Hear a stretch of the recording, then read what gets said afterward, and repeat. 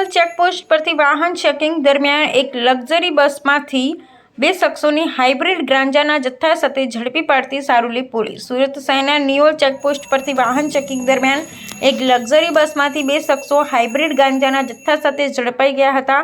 પોલીસે બસમાં મુસાફરના વેશમાં રહેલા આ 2 શખ્સો પાસેથી 78 લાખ રૂપિયાનું 2.5 કિલો હાઇબ્રિડ ગાંજો જપ્ત કરી 2 શખ્સો સામે કાયદેસરની કાર્યવાહી હાથ ધરી હતી।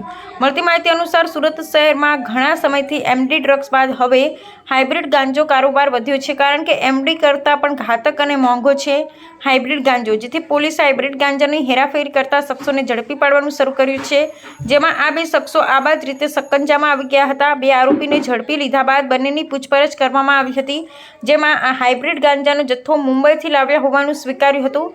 મુંબઈમાં ગાંજાનો જથ્થો આપનાર ઇમરાનને પોલીસે વોન્ટેડ જાહેર કર્યો હતો। સુરતમાં વસીન રફીકને પણ પોલીસે વોન્ટેડ જાહેર કર્યું, જેને આ બંને શખ્સો ગાંજો આપવાના હતા। સર, સારોલી વિસ્તારમાંથી એનડીપીએસનો ગુનો શોધી કાઢવામાં આવે છે, શું છે સમગ્ર હકીકત?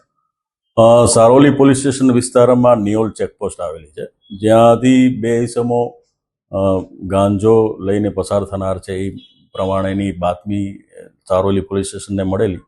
જે સંદર્ભે ત્યાં નાકાબંધી ચાલુ હતી। દરમિયાન જે શકમંદ વર્ણનવાળા ઇસમો આવતા એ લોકોને ચેક કરતા એમની પાસેથી પંચો રૂબરૂ લગભગ 2 કિલો અને 600 ગ્રામ ઉપરાંતનો હાઇબ્રિડ ગાંજો મળી આવેલ છે, જેની જે માર્કેટ પ્રાઇસ છે એ અંદાજે 78 લાખ ઉપરાંતની થાય છે।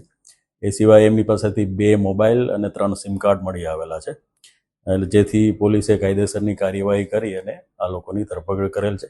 જેઓની જે આ ઈસમો છે એનું નામ છે મયુદ્દીન અને જે બીજો છે એ આબિદ।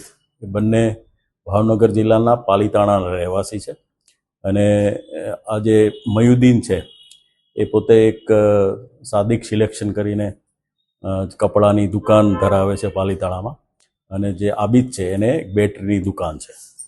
એટલે હાલ પોલીસ મુદ્દામાલ કબજે કરી અને રિમાન્ડ લેવાની પ્રોસેસ હાથ ધરેલ છે। સર, આ ક્યાંથી લાવતા હતા અને ક્યાં વેચવા જતા હતા? એ આ જે મુદ્દામાલ છે એ બોમ્બેથી લાવ્યા હોય એવી હાલ અમને હકીકત જણાવેલ છે, અને એમને અહીંયા જ સુરતમાં જ એક ઈસમ છે વસીમ કરીને, એને એ લોકો ડિલિવરી આપવાના હતા એવું હાલ પ્રાથમિક તપાસમાં જણાવેલ છે। જે અગાઉ પણ આ રીતે આ લોકો દ્વારા જે માદક પદાર્થ લાવવાની ઘટના કઈ પૂછપરછમાં આવી છે? આમનો ગુનાહિત ઇતિહાસ હાલ જે તપાસ કરતા કોઈ આવેલ નથી, પણ વધુ તપાસમાં કંઈ જણાઈ આવશે તો પોલીસ એ પ્રમાણે કાર્યવાહી કરશે।